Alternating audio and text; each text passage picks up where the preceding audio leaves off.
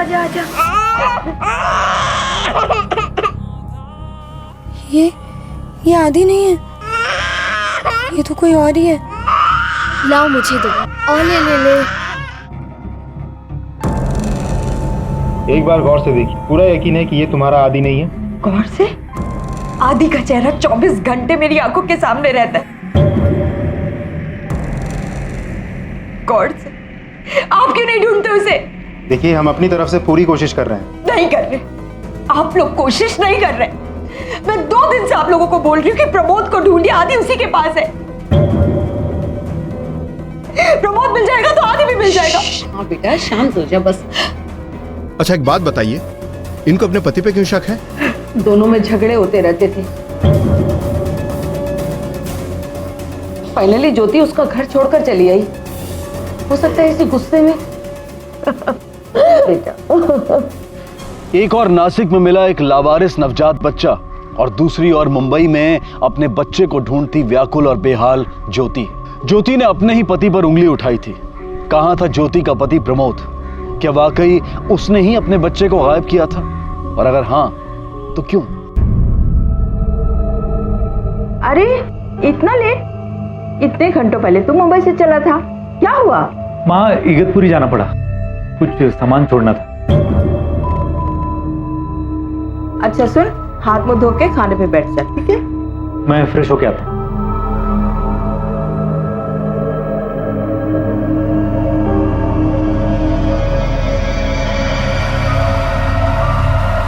भैया शिरके,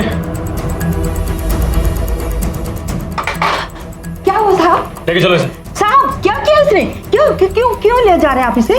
क्या हुआ साहब? मेरे को क्यों पकड़ रहे हो? तुझे नहीं मालूम क्यों पकड़ रहे हैं? बच्चा छोड़ के भागा ना तू। बच्चा? अब क्या हुआ? बोलती बंद हो गई तेरी?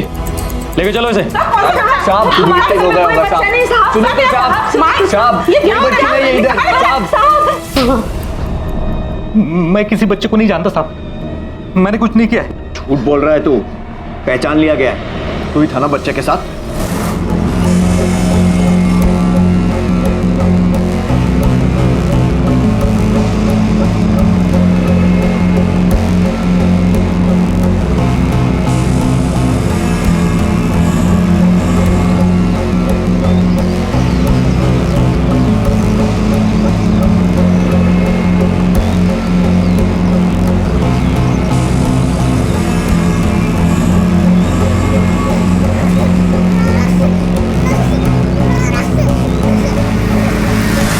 आदमी की मदद से स्केच बनवाया, तेरा स्केच, और ये तेरी गाड़ी का नंबर। अब तू जितना झूठ बोलेगा ना, उतना ही पिटेगा। बोल। हाँ साहब, मैंने ही छोड़ा था, लेकिन इसमें मेरी कोई गलती नहीं है साहब। शक मार के मैंने उस औरत को लिफ्ट।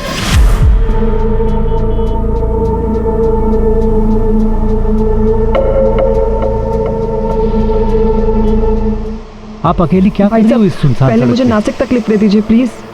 मेरी टैक्सी यहाँ पे खराब हो गई है। भाई साहब, मेरे लिए नहीं तो कम से कम मेरे बच्चे के लिए मुझे नासिक तक लिफ्ट दे दीजिए। इतनी धूप में से लेके मैं कहाँ खड़ी रहूंगी? प्लीज भाई साहब। ठीक है, बैठिए। शुक्रिया भाई साहब।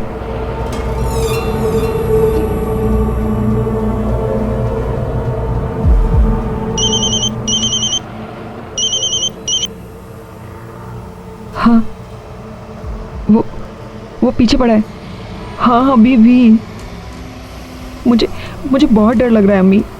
अम्मी तू तो जानती है ना उसे, कैसा है वो। मैंने अभी एक आदमी से लिफ्ट लिया, मैं नासिक आ रही हूँ। 1 मिनट मैडम। 1 मिनट अम्मी, मैं फ़ोन करती हूँ। मैडम आप इधर ही उतर जाओ। देखो मेरे को कोई टेंशन नहीं चाहिए, कोई पीछा कर रहा है ना आपका। जाओ प्लीज, तुम्हारे चक्कर में मैं फंस जाऊंगा। नहीं ऐसा कुछ भी नहीं है। देखो बाबा, मैं सिंपल आदमी है, मेरे को कोई राड़ा नहीं चाहिए। आप प्लीज जाओ। मेरे को अजीब भी लग रहा था उन दोनों को उधर ही छोड़ते हुए, लेकिन मेरे को सच्ची कोई प्रॉब्लम नहीं चाहिए था। उसकी तरफ देखा भी नहीं मैंने। वो गई और फिर मैंने गाड़ी चालू करके आगे बढ़ाई। थोड़ी देर के बाद 1 सेकंड के लिए पीछे देखा तो पता चला बच्चा गाड़ी में ही छोड़ के गई थी वो। अब मैंने वापस गाड़ी घुमाई और उसको ढूंढा, लेकिन वो गायब हो गई थी। क्या पता किसका बच्चा था, किससे भाग रही थी। आप ही बताओ साहब, अगर कोई प्रॉब्लम नहीं थी तो बच्चे को मेरे गाड़ी में रख के वो भागी क्यों? इसलिए बच्चे को उधर छोड़ के मैं भाग गया। पहले ही बच्चे को पुलिस के पास लेकर क्यों नहीं आया? एक मिनट, तेरा ही बच्चा तो नहीं है जिससे पीछा छुड़ाने के लिए उसे छोड़कर भाग रहा था? देवा शपथ साहब, मेरा इस बच्चे से कोई लेना देना है नहीं। मैं सच बोल रहा हूँ, मती मारी गई थी मेरी जो उस औरत को लिफ्ट दी मैंने। पुलिस के पास सबसे बड़ा सवाल यह था कि वो बुर्का पहने महिला कौन थी जिसने विजय शिर्के की गाड़ी में बच्चे को छोड़ दिया था। क्या विजय सच बोल रहा था? और अगर वो झूठ बोल रहा था तो उसका इस केस से क्या कनेक्शन था? और इस सब के पीछे विजय का मकसद क्या था? सर आपको क्या लगता है, विजय सच बोल रहा है झूठ? जब तक ये पता नहीं चलता कि वो बच्चा किसका है, कुछ भी कहना मुश्किल है। सर ये भी पता लगाना होगा कि वो बुरखे वाली औरत कौन थी और उसने उस बच्चे को वहां छोड़ा क्यों, और उसके पीछे कौन था। रोहित, उस बच्चे की बॉडी पर ताबीज है, हो सकता है वो मुसलमान। सर कहीं वो उस बच्चे की माँ तो नहीं? पॉसिबिलिटी है। एक काम करो, सबसे पहले इस विजय की सारी डिटेल्स चेक करो। जिस जगह पर उस औरत और बच्चे को लिफ्ट दी गई थी आसपास छानबीन करो। आसपास के सारे पुलिस स्टेशन में मिसिंग रिपोर्ट चेक करो, खासकर मुसलमान बच्चों की। सर अगर वाकई में किसी ने अपने बच्चे को जानबूझकर छोड़ा हो तो वो रिपोर्ट नहीं लिखवाएंगे? फिर भी ट्राई करो, शायद कुछ निकल आए। और हाँ, उस स्पॉट से कुछ किलोमीटर पहले एक टोल नाका है, वहाँ का सीसीटीवी फुटेज भी चेक करो। सर ऐसा भी तो हो सकता है कि विजय और उस औरत के बीच में कोई कनेक्शन हो। ये भी पॉसिबिलिटी हो सकती है, लेकिन जिस तरह उस औरत ने अपनी पहचान छुपा कर रखी, विजय भी वैसा कर सकता था। वो अपने को एक्सपोज करने का रिस्क क्यों लेगा? ठीक है सर, मैं जांच शुरू करवा देता हूँ। इस केस की शुरुआत इस गवाही से हुई थी कि विजय की गाड़ी में किसी बुर्का पहनी महिला ने बच्चा छोड़ दिया था, लेकिन इस केस के किसी भी सस्पेक्ट का मोबाइल लोकेशन उस हादसे से मैच नहीं कर रहा था। विजय के अनुसार उसने सिर्फ अपना फर्ज समझकर उस औरत और बच्चे की मदद की थी। क्या वाकई विजय गलत समय पर गलत जगह पर पाया गया एक शरीफ आदमी था, या फिर इस पूरे खेल को रचने वाला शातिर अपराधी?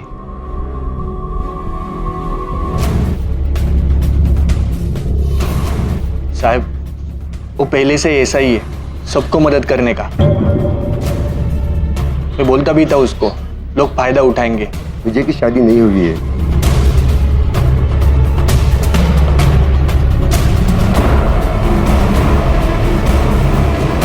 तुमने यहाँ किसी छोटे बच्चे को देखा था क्या?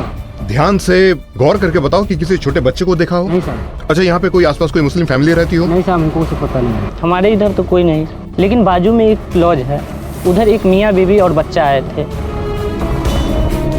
सर ये विजय तो वाकई में शरीफ लगता है। मैंने घर वालों और पड़ोसियों से पूछताछ की, लेकिन किसी ने कोई बच्चा देखा ही नहीं। और आसपास की चौकी में कोई रिपोर्ट लापता बच्चे की? सर आसपास की किसी भी चौकी में ऐसी कोई रिपोर्ट नहीं जो इस बच्चे से मैच करे।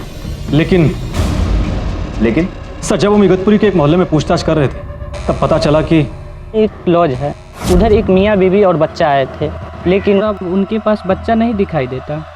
क्या साहब बार बार एक ही सवाल पूछ पूछ के परेशान कर रहे हो? बोला ना हमारा कोई बच्चा नहीं है, और ना ही कभी था। सच बोल रहे हो तो इतना परेशान क्यों हो रहे हो? क्योंकि आप लोग हमें खाली पीली परेशान कर रहे हो। वो क्या है ना, जब कोई झूठ बोलता है ना तब सूंघ ले, और इस समय तेरे झूठ बोलने की बहुत तेज गंध आ रही है। इस बारे में ये भी पता चल जाए, और रही बात ये कंफर्म करने की कि ये बच्चा तुम्हारा है या नहीं, तो ये डीएनए टेस्ट से पता चल जाएगा। हाँ साहब, करवा लो जो टेस्ट करवाना है। चलो चलो। कुछ तो गड़बड़ है, डीएनए टेस्ट की रिपोर्ट आने तक नजर रखना। Yes sir. सर अगर ये बच्चा इनका नहीं निकला तो? अभी कुछ कह नहीं सकते रोहित। ये देखो, जिन कपड़ों में बच्चा मिला था मुंबई के किसी टेलर का लेबल है, साथ में एड्रेस भी है। हो सकता है कि उस बुर्के वाली औरत ने मुंबई से टैक्सी ली। इसका मतलब उसके माँ बाप मुंबई में हो सकते हैं? एग्जैक्टली। जितनी जल्दी हो सके इस टेलर से मिलो, मुंबई पुलिस से मेरी बात करवाओ और उनसे हेल्प लो। Okay sir.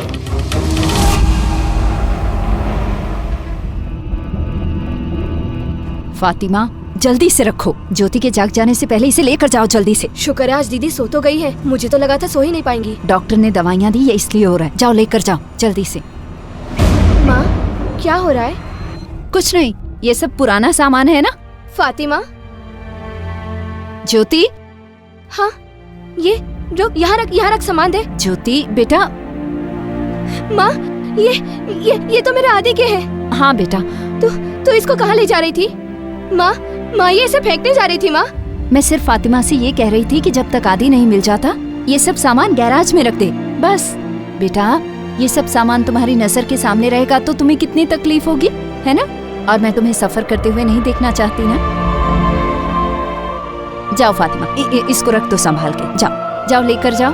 अच्छे से रख दे। हाँ फातिमा इसको लेकर जाओ। सुन, ढक के रखना। ज्योति सब सही हो जाएगा ना माँ? हाँ प्रॉमिस करो मुझसे माँ। बिल्कुल, एकदम पक्का प्रॉमिस। प्रॉमिस बेटा, चुप हो जाओ।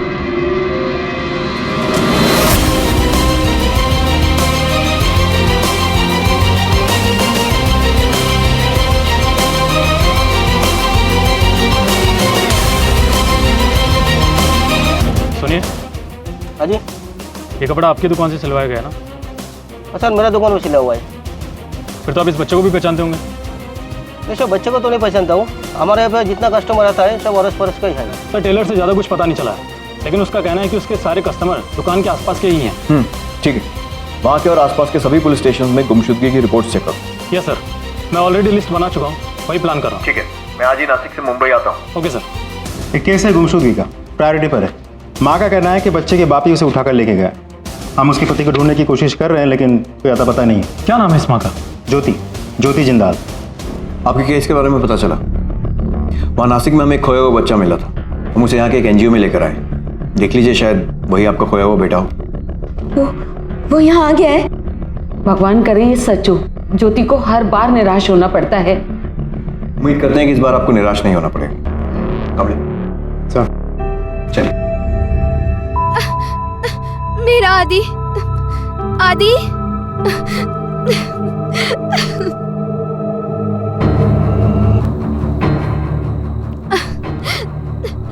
मेरा आदि। माँ, ये मेरा आदि नहीं है माँ। लाइए। आपको पूरा विश्वास है कि आदि नहीं? आप क्यों बार बार मुझसे यही सवाल करते रहता है? आपको क्या लगता है कि एक माँ अपने बच्चे को नहीं पहचानेगी? सर प्लीज, कौन सी ऐसी माँ है जो अपने बच्चे को नहीं पहचानेगी? आप आदि को ढूंढिए सर, आदि को। इस तरह हर वक्त किसी दूसरे का बच्चा दिखाकर सह नहीं पाती है मेरी बेटी। ज्योति के बच्चे को ढूंढती मुंबई पुलिस और लावारिस बच्चे के माता पिता को तलाशती नासिक पुलिस। ज्योति के अचानक से इस बच्चे को अस्वीकार करने से जांच में गतिरोध आया। तहकीकात कुछ हफ्तों तक मानो थम सी गई। इस बीच उस मासूम बच्चे की उपेक्षा दयनीय थी। पुलिस को यकीन था कि इस मामले से जुड़ा कोई ना कोई इंसान झूठ बोल रहा था। क्या वो ज्योति थी या विजय? पता नहीं क्यों पर इस ज्योति की बातों पर यकीन नहीं हो रहा है। कुछ ना कुछ तो जरूर छुपा रही है। लेकिन सर वो तो खुद ही अपने बच्चे को दिन रात ढूंढ रही है। अगर सच में बच्चा उसका होता तो झट से वापस ले लेती। उसके केस की फाइल मिल सकती है? Sure sir. और वो मुस्लिम फैमिली, साजिद और दिलनाज और विजय, उनका कोई कनेक्शन निकला? सर अभी तक तो कुछ पता नहीं चला है। डीएनए मैचिंग रिजल्ट के लिए रुके हैं। जैसे ही कुछ पता चलेगा। बच्चे का माँ का मिलना बहुत जरूरी है। उसकी हालत खराब होती जा रही है।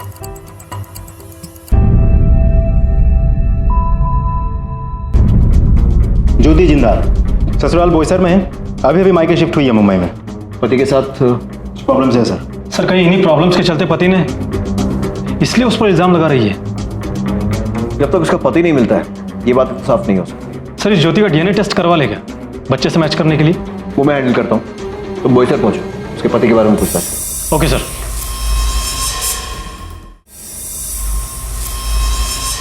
हम एक दूसरे से बहुत प्यार करते थे, इसीलिए शादी की थी। धीरे धीरे प्रमोद का बर्ताव बदलता ही गया। ना उन्हें हमारी शादी की फिक्र थी और ना ही हमारे बच्चे की। वो अपना ज्यादा से ज्यादा समय मंदिरों में बिताने लगे और एक दिन आए, अचानक बोलने लगे मैं स्वामी बन गया हूँ। और देखा तो लोगों की वाकई में काफी श्रद्धा थी उनमें। लोग दूर दूर से आते थे दर्शन करने के लिए। स्वामी जी, बेटी की शादी नहीं हो रही, घर में बहुत बड़ी टेंशन है। चिंता मत करो, समय पे सब ठीक हो जाएगा। प्रमोद। हाँ स्वामी जी, घर चले, बहुत लेट हो गया है। तुम चलो, मैं जरा काफी भक्त आया हुआ सबकी प्रॉब्लम्स मैं सुन के आता हूँ। अब प्रमोद नहीं रहे थे, वो बदल चुके थे। हमसे ज्यादा तो भक्तों का हक था उन पे। वो ये समझने को तैयार ही नहीं थे कि हमें उनकी जरूरत थी। उनके पास जैसे हमारे लिए टाइम ही नहीं था। मेरा जीवन सभी का जीवन है, ना मेरा ना तुम्हारा, सिर्फ परमात्मा। बस, मैं तुम्हारी कोई भक्त नहीं हूँ प्रमोद। थोड़े दिनों में ना हमारा बेटा आदि भी तुम्हें पहचानने से मना कर देगा। फैमिली के लिए थोड़ा टाइम निकालो तुम, वरना आदि को लेकर मैं मम्मी के पास चली जाऊंगी।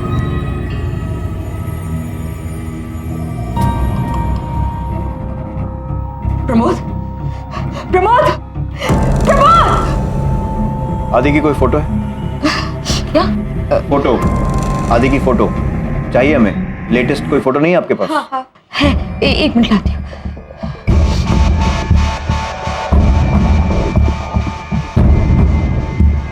अच्छा, इस बच्चे को देखा है स्वामी जी के साथ? ये उन्हीं का बच्चा है ना? पता नहीं साहब। हाँ सर, आदि। पक्का? हाँ सर, क्योंकि मैंने इसे देखा है। फिर भी अगर आपको कंफर्म करना है तो आप मंदिर में जाइए, क्योंकि थोड़े दिन पहले मंदिर में पूजा हुई थी।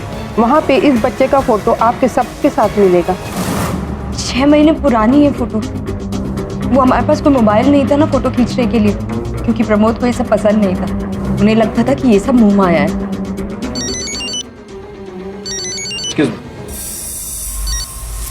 हाँ रोहित बोलो। सर, बोईसर में बच्चे को क्लियरली कोई पहचान नहीं पा रहा है, लेकिन एक औरत ने कुछ हद तक पहचान लिया है। सर, लेकिन एक गुंजाइश है। मंदिर में एक पूजा में कुछ फोटो खींचे गए थे, मैं उन्हीं को लेने जा रहा हूँ। शायद उनमें वो बच्चा भी हो। गुड, देखते हैं। ठीक है सर। आपका डीएनए सैंपल चाहिए बच्चे के साथ मैच करने के लिए। DNA sample? ये आप क्या बोल रहे हैं? हाँ माँ, ये क्या बोल रहे हैं? डीएनए सैंपल लेंगे मेरा? अब आप लोग मुझे बताएंगे कि मैं अपने बच्चे को पहचान सकती हूँ या नहीं पहचान सकती? नहीं माँ, नहीं माँ। जब मैं आपको एक बार कह रही हूँ कि वो मेरा बच्चा नहीं है, तो आप क्यों उसे मुझ पर थोप रहे हैं? आप प्लीज मेरा बच्चा ढूंढ कर दीजिए।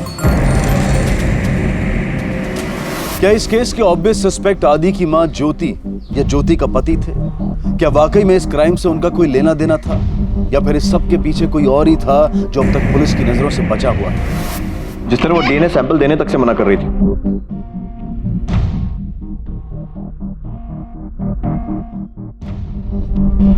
फिर भी दोनों कुछ ना कुछ तो जरूर छुपा रहे। ऐसा कैसे हो सकता है कि उनके पास एक बच्चा था और एक दिन अचानक गायब हो गया? दोनों पर नजर रखो, बैकग्राउंड चेक करवाओ। और ये प्रमोद का कुछ पता चला? नहीं सर, बोईसर में किसी को नहीं पता कि वो कहाँ गए। सर, बच्चे के पेरेंट्स को ढूंढ के निकालना बहुत जरूरी है। बच्ची की हालत दिन ब दिन खराब होती जा रही है। एक काम करो, पेपर में उसका फोटो छपवाओ, शायद कोई इसे पहचान ले। हमारे पास ज्यादा टाइम नहीं है। Okay sir. पता था मुझे एक ना एक दिन पकड़े जाएंगे। चुप, वरना एक तमाचा मारूंगा कि यहीं गिर जाएंगे। ये क्या लगा रखा है कि बार बार पकड़े जाएंगे पकड़े जाएंगे? हाँ, ये मगजमारी मेरे को ठीक नहीं लगती। सुन, कोई नहीं पकड़े जाएगा, क्योंकि डीएनए टेस्ट में अब हम पास हो गए। अब क्या पकड़े जाएंगे?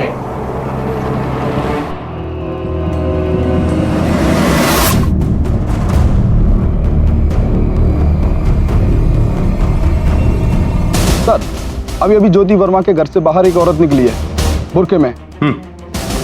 सिर्फ लड़की को स्पॉट किया है। ज्योति वर्मा के घर से निकली है बुरके में। उसे कस्टडी में लो और क्वेश्चनिंग के यहाँ लेकर आओ। सर, कहीं वही औरत तो नहीं है जो विजय से मिली थी?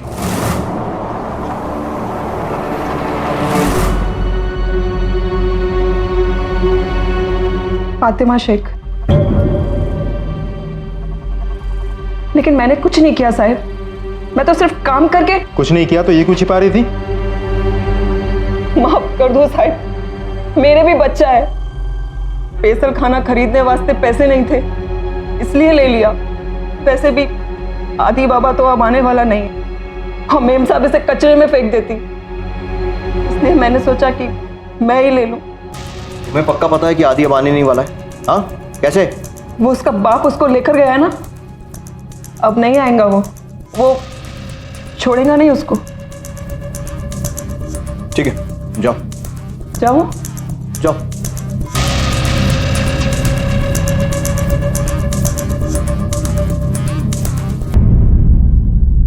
झूठ बोल रही है। पता करो क्या वाकई में इसके कोई बच्चा है। देखो, शायद कोई पैसे वैसे की टेंशन तो नहीं। डिटेल जानकारी निकालो। शायद पैसे के लालच में इसने बच्चा गायब करने में मदद की हो। Yes sir. मामला दिन ब दिन पेचीदा होता जा रहा था। ज्योति का पति प्रमोद और बेटा आदि दोनों लापता थे। किसी कारणवश ज्योति ये नहीं चाहती थी कि वो पुलिस को मिले लावारिस बच्चे की मां साबित हो। वहीं फातिमा का बर्ताव संदेहजनक था। क्या विजय से हाईवे पर बुर्का पहने मिली औरत फातिमा ही थी? क्या संबंध था उन दोनों के बीच? साथ ही साजिद और दिलनाज पर भी नजर रखी जा रही थी और इसी वजह से सामने आया एक बड़ा सच। ये सच उस लावारिस बच्चे के मामले से नहीं बल्कि उससे भी बड़े केस से जुड़ा हुआ था। हेलो। ठीक है, मेरे फोन के लिए रुकना। सर, केस में एक लीड मिली है। कौन से केस में? साजिद और दिलनाज के केस में। आपका अंदाजा सही था, वो वाकई हमसे कुछ छिपा रहे थे। नहीं साहब, सच बोल रहा हूं, हम लोगों ने कुछ नहीं किया साहब। तेरी पूरी हिस्ट्री हमारे पास, समझा ना? हाँ, झूठ बोलना बंद कर और सच बता। तेरी एक जगह से दूसरी जगह भटकने के पीछे राज क्या है? हाँ? नहीं सर। और तुम, तेरे पास तो बच्चा भी नहीं है, तो हर जगह डायपर क्यों खरीदती रहती है तू?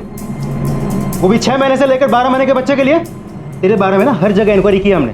कभी तू बच्चे के साथ दिखती है, कभी बिना बच्चे की। तू, तेरा क्या चल रहा है रे? तेरा बच्चा 12 महीने से बड़ा नहीं होता कभी? हाँ? तू क्या हो? बच्चा मिलते हैं साहब। उठाने नहीं है साहब।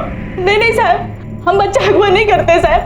हम तो उन लोगों से बच्चे लेते हैं जिनको बच्चों से छुटकारा चाहिए होता है और उनको देते हैं जिनको चाहिए होता है साहब।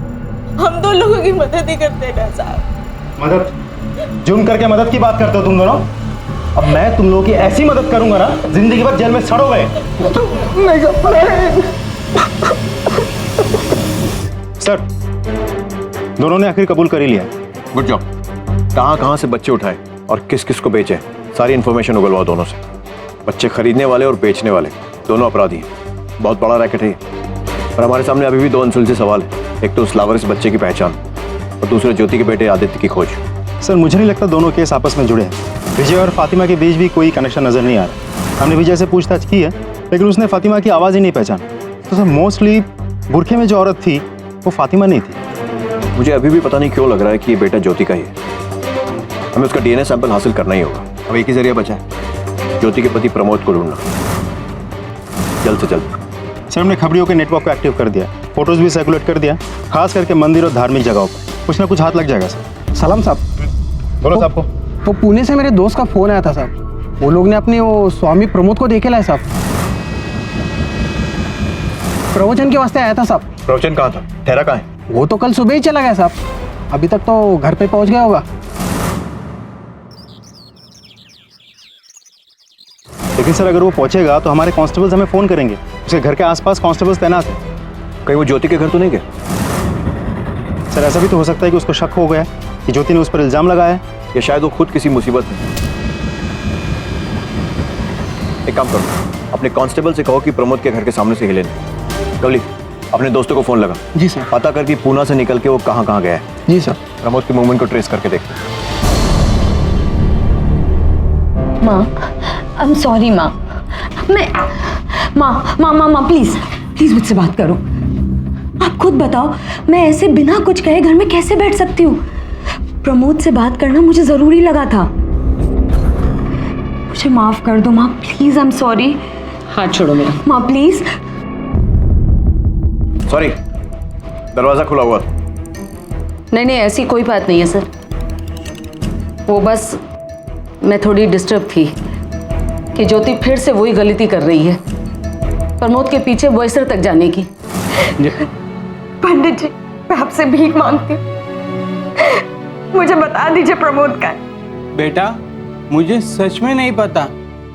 तो क्या उसने आपसे कांटेक्ट करने की कोशिश की है? कांटेक्ट? उसे ज्योति की क्या पड़ी है? वैसे हमें उसके बारे में खबर लगी।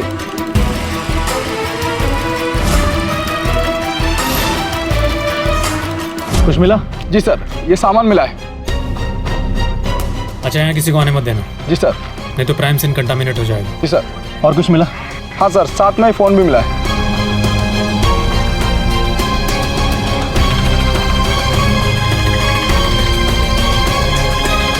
ये तो ज्योति की तस्वीर है।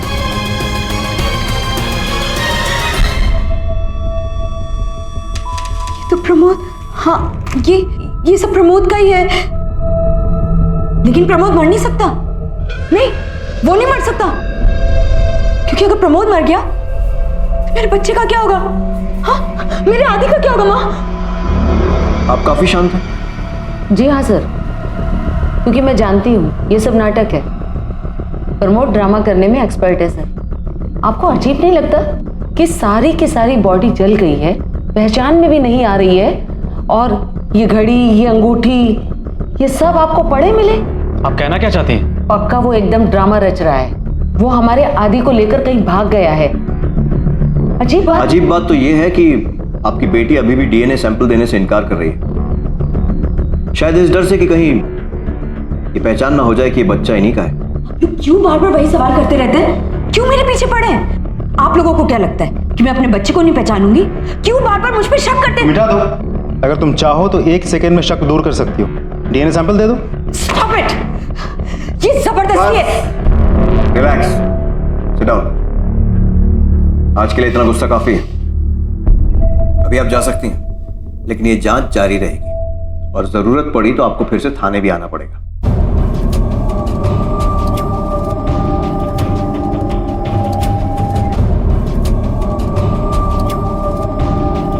कोर्ट से डीएनए सैंपल कलेक्ट करने का ऑर्डर निकलवा।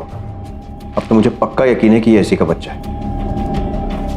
प्रमोद के पड़ोसी ने जिस फोटो के बारे में कहा जो कि मंदिर में खींची गई थी, उसमें उस बच्चे के होने की गुंजाइश है, राइट?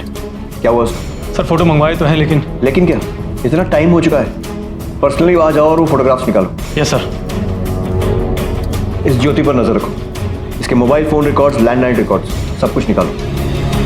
पता लगाओ ये और क्या क्या छुपा है। Okay sir. एक लावारिस नवजात बच्चा, फिर ज्योति का खोया बच्चा आदि, और अब एक हत्या। ये केस बेहद उलझ चुका था। पुलिस प्रमोद की हत्या की जांच में जुट गई। उनका सीधा शक ज्योति पर ही था, और इस शक की पुष्टि करने की प्रक्रिया में उन्हें वो बढ़त हासिल हुई जिसका उन्हें इंतजार था। सर, ज्योति की मां सही हो सकती है सर।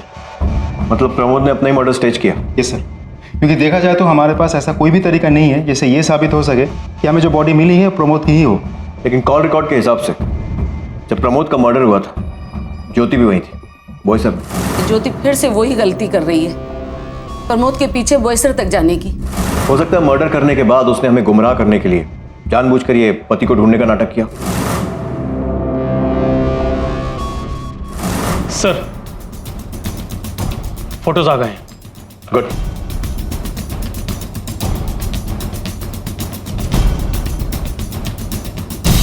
सर, मतलब आप लोगों को जो बच्चा मिला था वो ज्योति का बेटा आदि है, तो फिर झूठ क्यों? अब और झूठ नहीं बोल पाई। अभी और इसी वक्त लेकर आओ उसे। Okay sir.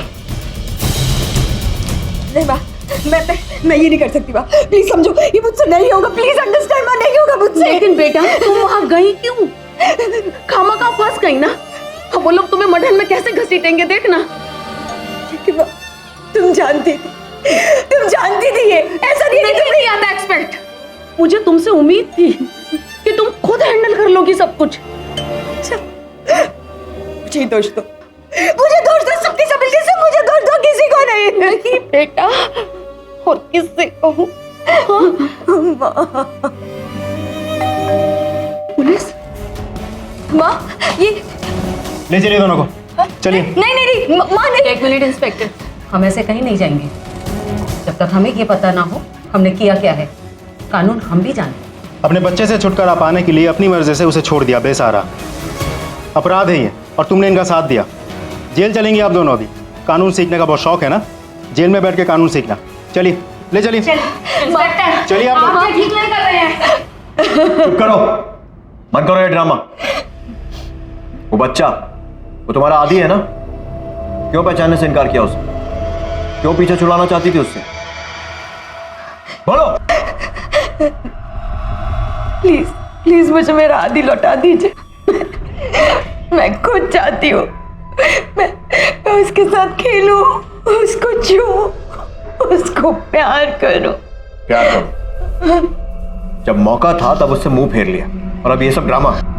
उसे बहुत समय तक छू नहीं पाओगे तुम। और अगर एक बार ये सबूत मिल गया ना कि प्रमोद का खून भी तुमने ही किया, फिर तो उसे कभी देख भी नहीं पाओ। अपनी बेटी से झूठ बुलवाई? मैंने वो ही किया जो जरूरी था, और कुछ नहीं। और प्रमोद का मर्डर, वो भी जरूरी था। अपनी ही बेटी के हाथों उसी के पति को मरवा दिया। मेरी बेटी ज्योति किसी का खून नहीं कर सकती। वो हम पता कर लेंगे, और अगर वो मर्डर साबित हुई ना, सिर्फ तेरी वजह से वो जिंदगी भर जेल में सड़ेगी। मैं सच कह रही हूँ इंस्पेक्टर, हमने किसी को नहीं मरवाया। मैं एक माँ हूँ, अपनी बेटी को इस हालत में नहीं देख पाती। उसे मेरे सहारे की जरूरत थी, मैंने उसे सहारा दिया, बस। सर करुणा का भी यही हाल है, मानने के लिए तैयार ही नहीं है कि प्रमोद के मर्डर के साथ कुछ भी लेना देना है। मतलब दोनों माँ बेटी एक ही बात पर अड़े हुए हैं। लेकिन मेरी समझ में ये नहीं आ रहा है कि मर्डर को ये कैसे पता चला कि प्रमोद कब मिलेगा और कहाँ मिलेगा। ये बात तो हम खुद भी ट्रैक नहीं कर पाए थे, तो फिर इस मर्डर ने कैसे। Exactly sir. So that means मुझे सबके फोन कॉल रिकॉर्ड चाहिए, मोबाइल, लैंडलाइन, सब क्विक। Yes sir.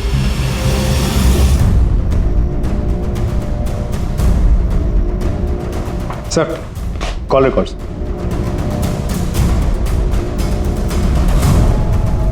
ये देखो लैंडलाइन रिकॉर्ड, ये कॉल आया था पूना से।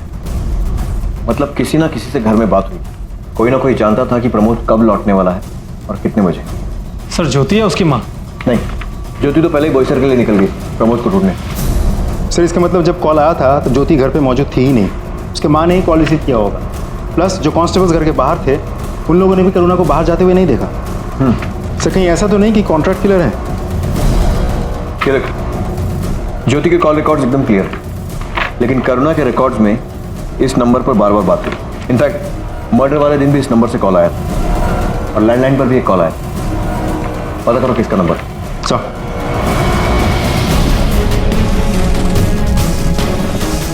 करुणा जिंदाल से क्या कनेक्शन है तेरा? जी कुछ भी नहीं, मैं तो किसी करुणा जिंदाल को जानता तक नहीं। तो अनजान लोगों से फोन पर बात करने का बहुत शौक है? जानता है क्या तेरे फोन कॉल रिकॉर्ड्स? अब बोलेगा? ठीक है, हवालात में मार मार कर उगलवा लेंगे, लेके चलो। चल चल। जानता हूँ, पहले से जानता हूँ। वो आंटी जहाँ पहले रहते थे वो मेरे पड़ोस में ही थे।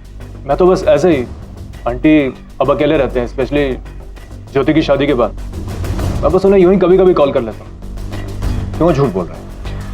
तुझे भी बताया ना, ये फोन कॉल रिकॉर्ड्स है और इससे पता चलता है कि कौन कब कहाँ था। और ज्योति के लौट आने के बाद से तेरे कॉल्स कुछ ज्यादा ही हो गए थे। ये सब पर्सनल है सर, मुझे फिक्र होती है उनकी। हम पड़ोसी थे, आज भी दोस्त हैं। मुझे पता लगा उनका बच्चा खो गया, मैं तो बस इसीलिए कॉल कर रहा हूँ। आखिरी बार पूछ रहा हूँ, बोल सच क्या है? सर प्लीज सर, मुझे और कुछ पता होता तो मैं बता देता ना सर, लेकिन सच यही है सर। ठीक है, अभी तुझे छोड़कर जा रहे हैं, लेकिन तू शहर छोड़कर मत जा। जी sir.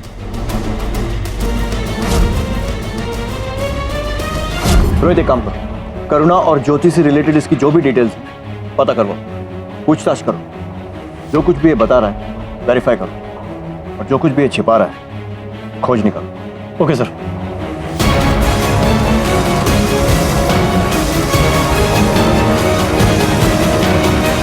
Sir basically Sumit Jyoti से शादी करना चाहता था। इनफैक्ट 3 महीने पहले ही दोनों के रिश्तों की बात फिर से शुरू हुई। मुझे लगा ही था। इसका मतलब यह है कि इस शादी की प्लानिंग तब से चल रही है जब ज्योति प्रमोद के साथ थी। एक काम करते हैं, इस केस की टाइमलाइन को फिर से एग्जामिन करते हैं। एक अनजान औरत विजय की गाड़ी में बच्चा छोड़कर जाती है, जो कि शायद ज्योति हो सकती है। फिर ज्योति खुद पुलिस में अपने बच्चे की गुमशुदगी की रिपोर्ट लिखाती है ताकि किसी का शक उस पर ना जाए। राइट। और शायद इस दौरान कोई ज्योति की मदद कर रहा। फिर अचानक वो हुआ जिसकी उन्हें उम्मीद नहीं थी, वो बच्चा पुलिस के हाथ लग गया और बच्चे के जरिए पुलिस ज्योति तक पहुंच गई। डीएनए टेस्ट की बात निकली, लेकिन ज्योति ने इनकार कर दिया। ये क्या बोल रहे? डीएनए सैंपल लेंगे मेरा? लेकिन जैसे ही उन्हें भनक लगी कि प्रमोद का डीएनए टेस्ट करके भी यह साबित किया जा सकता है कि बच्चा उन्हीं का है, तो उन्होंने प्रमोद को मार दिया। शायद सुमित। सर लेकिन मैंने सुमित के कॉल ट्रायंगुलेशन रिकॉर्ड चेक किया था। जब मर्डर हुआ था तब सुमित मुंबई में था ही नहीं। तो सुमित ने प्रमोद को नहीं मारा, फिर किसने? सर सुमित के कॉल रिकॉर्ड।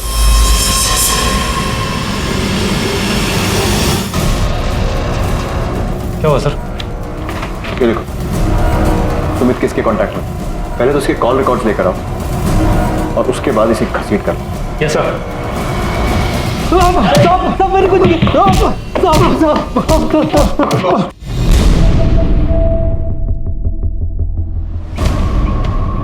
अब सच बोलेगा या उल्टा लटका कर बुलवाए? हमें पता था तो कहीं ना कहीं इन सब में शामिल है। अब आपको सच में कुछ गलत नहीं, सब कुछ साफ साफ दिखाई दे रहा है। तेरे फोन कॉल रिकॉर्ड्स हैं हमारे पास।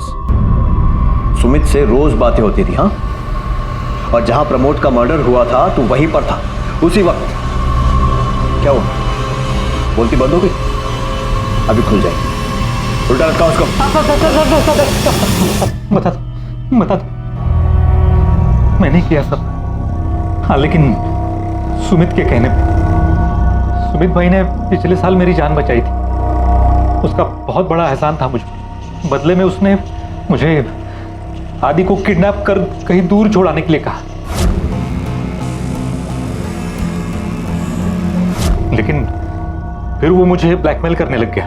कहा कि अगर हमने स्वामी को नहीं मारा तो उसका डीएनए पुलिस को मिल जाएगा और हम सब फंस जाएंगे बच्चों को छोड़ाने के जुर्म में।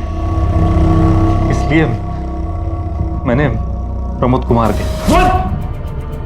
बोला मैंने विजय से सब कुछ करवाया था। प्यार करता था मैं ज्योति से, आज से नहीं, कॉलेज के टाइम से। करुणा आंटी को भी हमारा रिश्ता मंजूर था।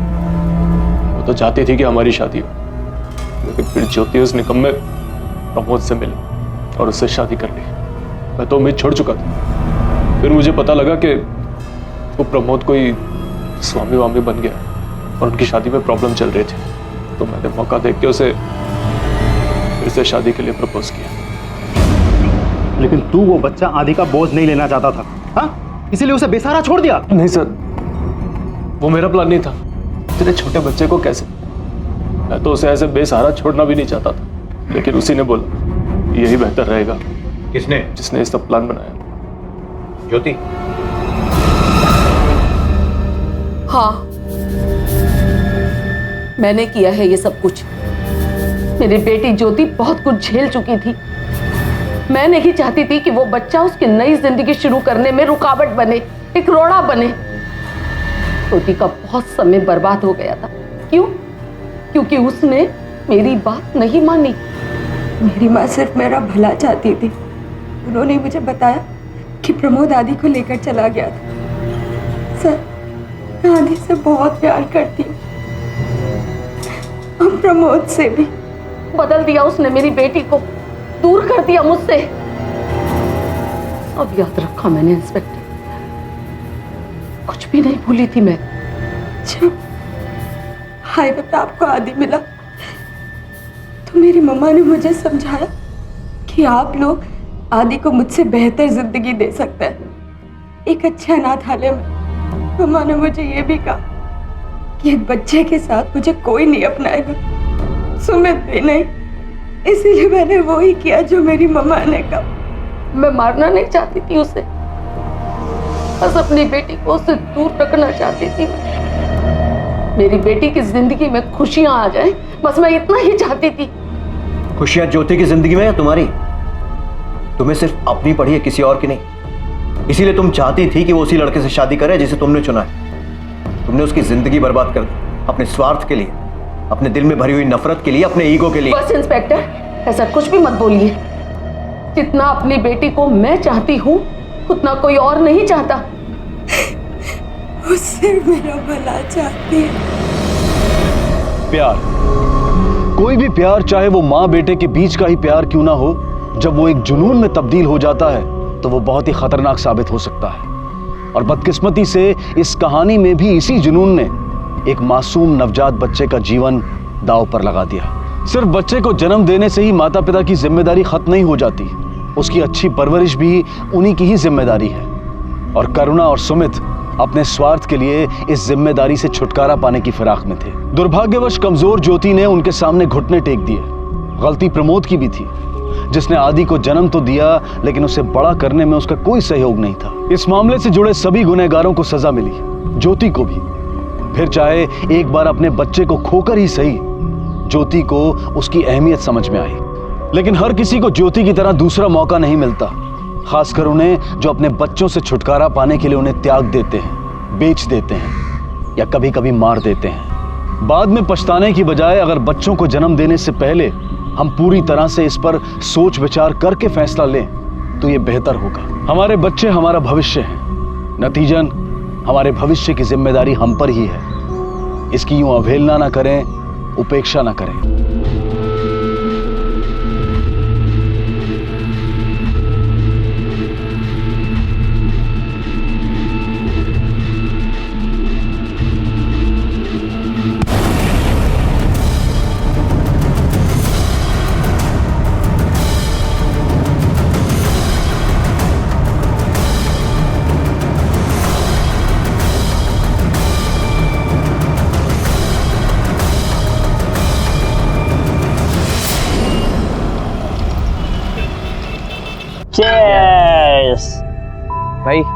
जरा हलका होऊन येतो. अरे हा बघ, आता चेंज केलं आणि चालेल लगेच टाकी खाली कराय.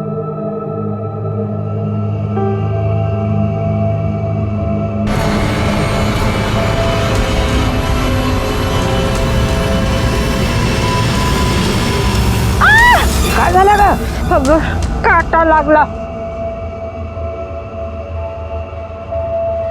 अरे.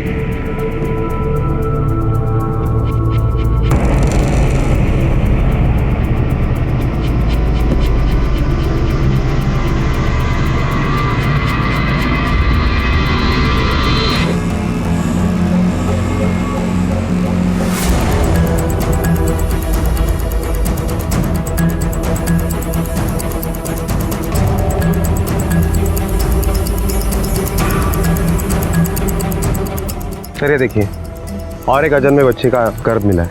टोटल कितने मिले? सर टोटल 11 हुए और कुछ बच्चों की तो सिर्फ हड्डियां मिली.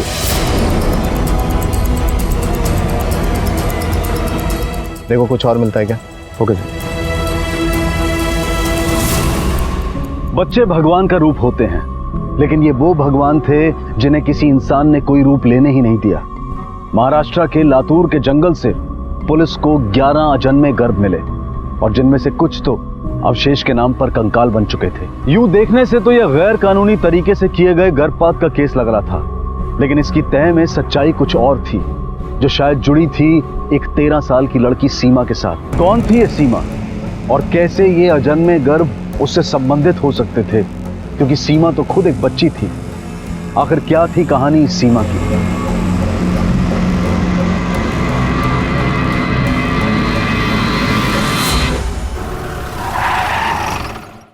सर,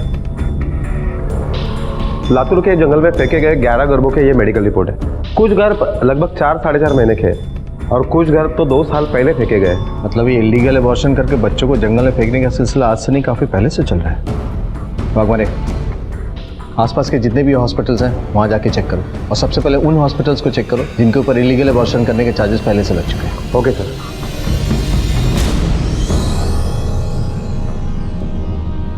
एक मिसल पाव दे. पैसे है क्या?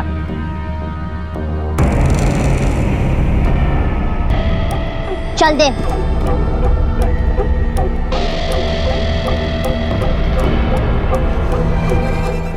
इसका काट ले.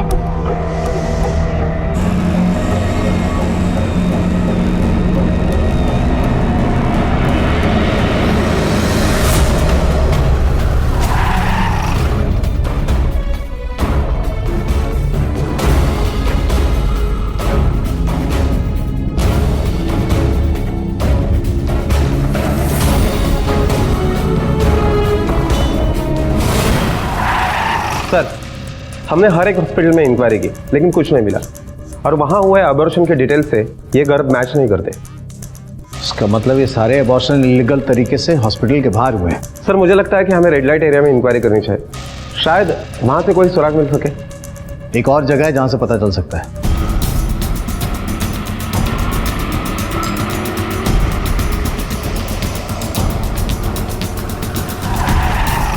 आपके जंगल में 11 अबॉर्टेड बच्चों के गर्भ मिले, फिर भी आपके किसी भी स्टाफ को कुछ भी नहीं मालूम. इंस्पेक्टर साहब, जंगल छोटा तो नहीं, लगातार इंटरवल के बाद चक्कर लगते रहते हैं. आता 24 तास तर कोणाला बसू शकत नाही ना.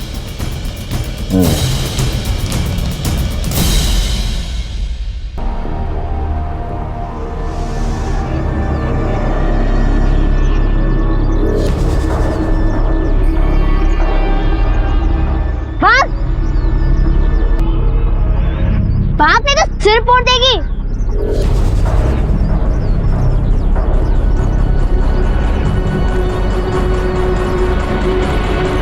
ले खा ले.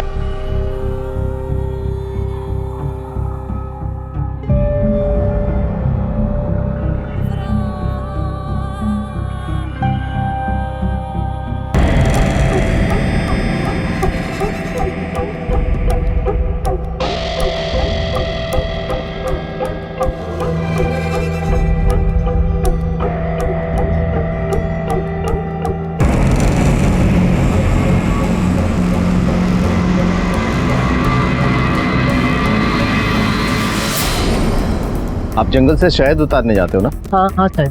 उधर किसी को कुछ फेंकते हुए देखा आपने? हाँ 5-6 महीना हो गए सर। कि लड़की को जंगल में वो 3-4 बार थैली फेंकते हुए देखा था। क्या उम्र होगी उसकी?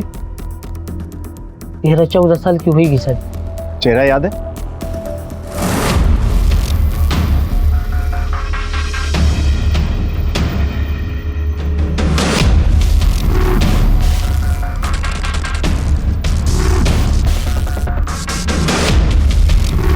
हाँ हाँ याद है।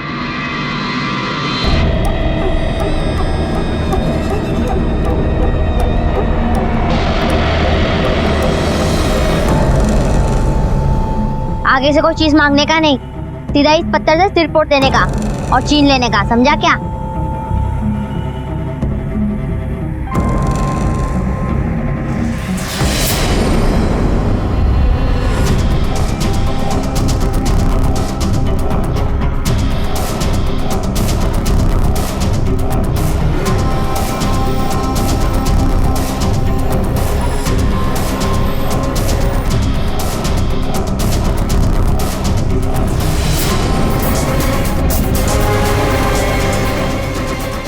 भगवान इस स्केच को आसपास के पुलिस स्टेशन में भेज दो। Okay sir. पुलिस को अजन्मे बच्चों से जुड़ा एक चेहरा मिला था जो एक ऐसी लड़की का था जो खुद 13 साल की थी।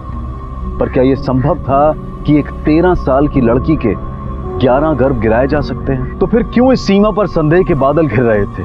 और वो खुद किस तरह की इंसान थी जो एक तरफ तो चोरी और मारपीट कर रही थी और वहीं दूसरी तरफ एक भिखारी बच्चे की भूख की तड़प को समझते हुए उसे खाना खिला रही थी और फिर उसे हक छीन कर लेने जैसा सबक भी सिखा रही थी? ये अपराधी थी या खुद किसी अनहोनी अन्याय का शिकार बनी थी?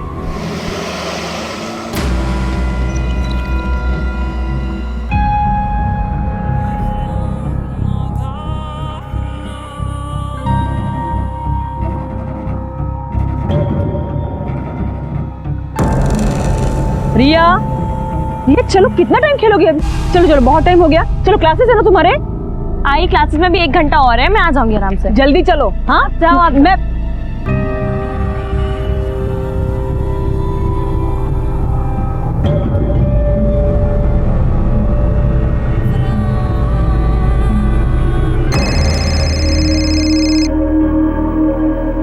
हेलो। हाँ हाँ जी।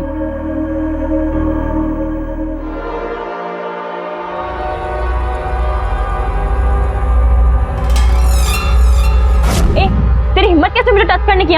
देख मैं रोने धोने वाली लड़कियों में से नहीं हूँ। तेरा हाथ तोड़ के ना तेरे गले में टांग दूंगी, समझ? Oh really? चल तोड़, दिखा तेरी ताकत, तोड़। देख तूने ना गलत लड़की से पंगा लिया, समझा ना? तेरे लिए प्रॉब्लम खड़ी हो जाएगी। बहुत सही लड़की से पंगा लिया है मैंने, समझी?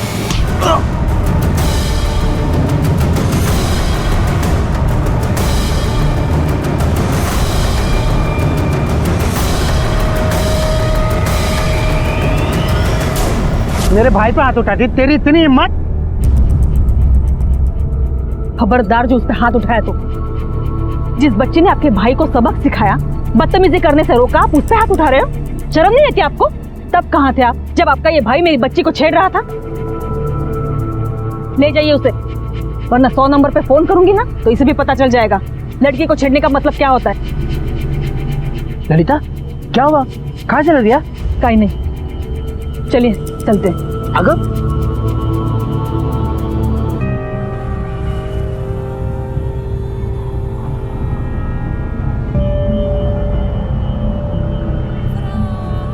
तुम भी चलो।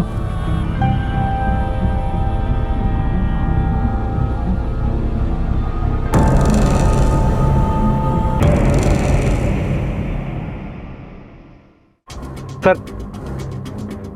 चाकोरा में पुलिस स्टेशन से हमें खबर मिली है कि वहां के हाईवे पर 7 महीने पहले एक लड़की ने एक आदमी पर जानलेवा हमला किया और उसके बाद वो भाग गई। सर, हमारे पास जो स्केच है वो उस लड़की के डिस्क्रिप्शन से काफी मिलता जुलता है और उनके यहाँ जो डिटेल्स है उसे पता चला कि उस लड़की का नाम सीमा है।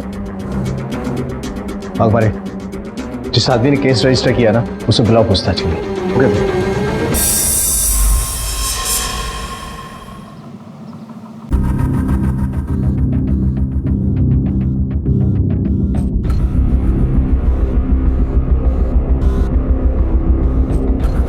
तुम्हारा दिमाग तो सही है?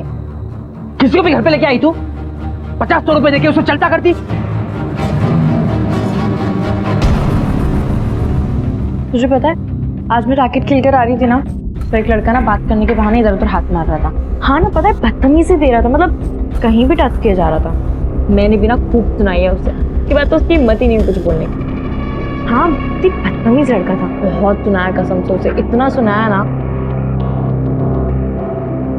प्रभाकर, अरे ते बिचारीची हालत तर बघ ना।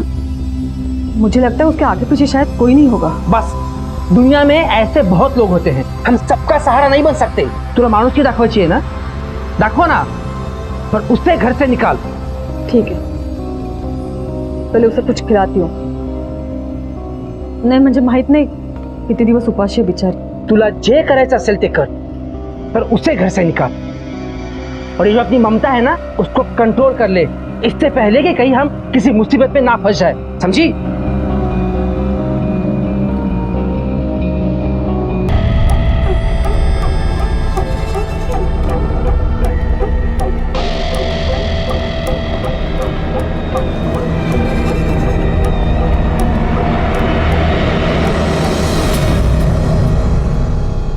भूख लगी है? खाना खाओगे? तुम जाके मुंह हाथ धो लो, मैं खाना लगाता हूं।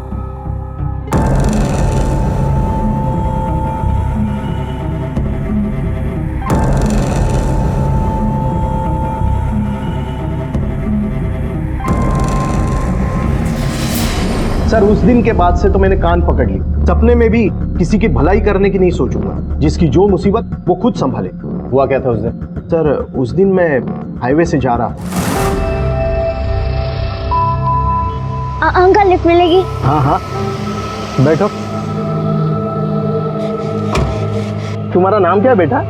सीमा। अच्छा, मतलब आपने ऐसा कुछ भी नहीं किया जिसकी वजह से वो आप पे हमला करे? सर, ऐसा क्या? मैंने तो वैसा भी कुछ नहीं किया। वो कंफर्म पागल थी। बताओ, 2 इंच तक चाकू घुसा दिया। और कोई पैसे सामान कुछ भी लेके नहीं भागी? कोई चोरी नहीं की?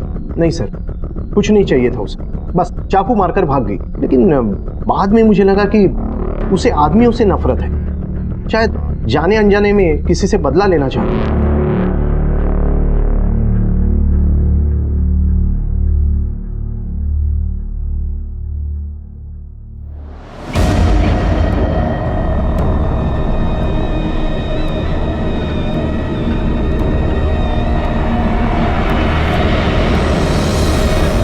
ललिता, ती अजूनही घरात है। तुमने कहा था खाना खिलाकर उसे भेज दूंगी। तुम्हारा दिमाग तो ठीक है? दिमाग का तो पता नहीं, लेकिन ऐसे जवान लड़की को सड़क पे नहीं छोड़ सकती मैं अकेले। मेरा दिल नहीं मानता। यही डर लगता है कि किसी ने उसके साथ कुछ। प्रभाकर, वो बाहर बिल्कुल भी सेफ नहीं है।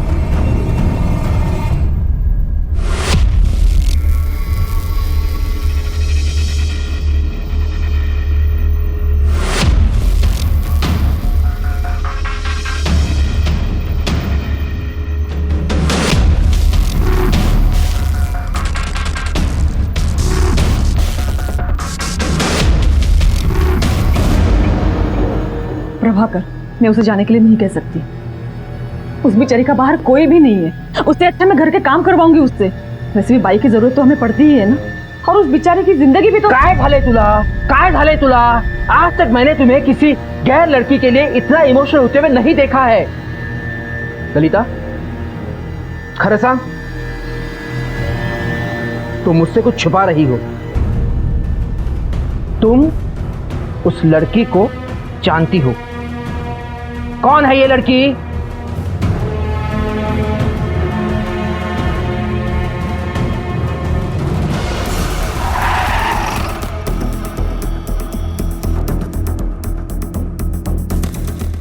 सर, ये गोविंद देशमुख हमसे झूठ बोल रहा है। इंक्वायरी के दरमियान पता चला कि 1 नंबर का घटिया और दिलफेक आदमी है। जहां लड़की देखी नहीं, फिसल गया। इसका मतलब हो सकता है उसने ही कोई बदतमीजी की हो, जिसकी वजह से लड़की ने चाकू मारा। लेकिन 14-15 साल की लड़की हाईवे पे चाकू लेके क्या करेगी? किस मकसद से खड़ी थी और लिफ्ट मांग रही? सर, मला वाटतं हा गोविंद देशमुख आपल्यापासून काहीतरी लपवतोय। हो सकता है वो और भी कुछ जानता है उस लड़की के बारे में जो हमसे छुपा रहा हो। वाघमारे, उसको फिर से बुलाओ, और इस बार वो अपनी मर्जी से नहीं, हमारी मर्जी से बोलेगा। Okay sir. क्या हालत बना के रखी है बालों की। हफ्ते में एक बार तेल लगाने में क्या प्रॉब्लम है तुम्हें?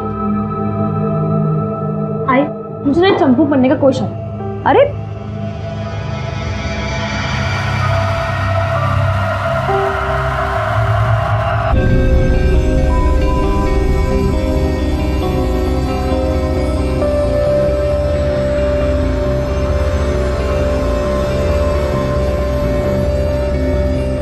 हो गया काम? जाके आराम करो।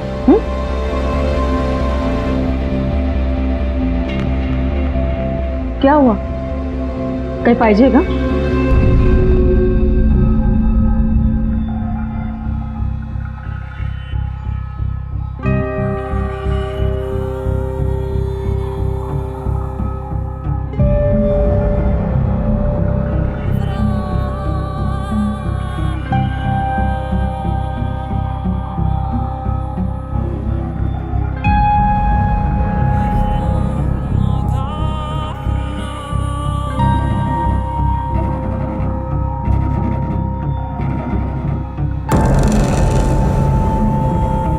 ललिता मेरा चेकबुक का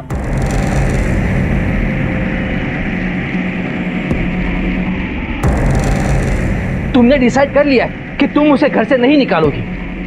ठीक है, तुला जे करायचे ते कर, पर कम से कम उसके बारे में पुलिस को इन्फॉर्म कर दो। सर बताता हूँ, सच बताता हूँ सर। मैंने उस लड़की को लिफ्ट दी थी और मेरी नीयत थोड़ी फिसल गई। हेलो, हाँ कहाँ? सर, चाकुरा में पुलिस स्टेशन से फोन आया था कि उन्होंने सीमा को आखिरी बार रामनगर के इलाके में देखा। उन्होंने वहां जाकर इंक्वायरी की, लेकिन कुछ खास पता नहीं चला। अकबर, तुम अपनी टीम लेके पर्सनली वहां जाओ, हो सकता कोई लीड मिले।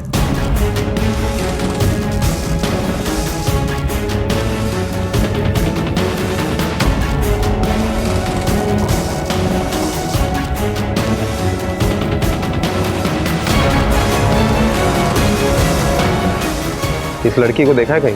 हाँ साहब, इस लड़की को 1-2 बार गुलमोहर सोसाइटी में देखा था।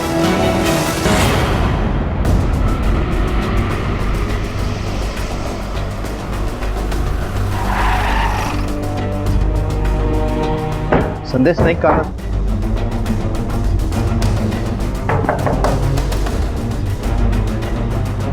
जी कहिए।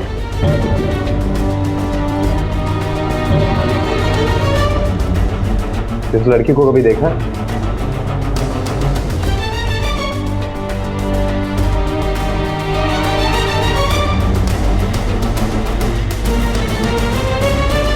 हो सर, ही सीमा आहे। 4 महिन्यापूर्वी आमच्याकडे आली। इसे काम की जरूरत थी, इसलिए हमने इसे काम पे रख दिया था। बहुत ईमानदारी से काम करती थी, खूब चांगली मुलगी होती सर। पर एक दिन अचानक काम छोड़कर चली गई। क्यों? पता नहीं सर। एक दिन सुबह उठकर मैंने देखा तो वहाँ पे कोई नहीं था, और जब से गई है तब से वापस भी नहीं आई। दाताना चोरी वगैरह? नहीं सर।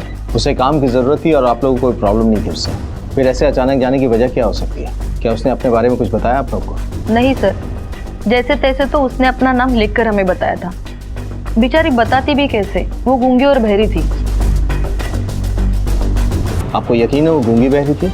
मेरा मतलब हो सकता है नाटक कर रही है। सर 4 महीने कोई कैसे नाटक कर सकता है? अगर वो नाटक करती तो एक ना एक दिन तो पकड़ी जाती।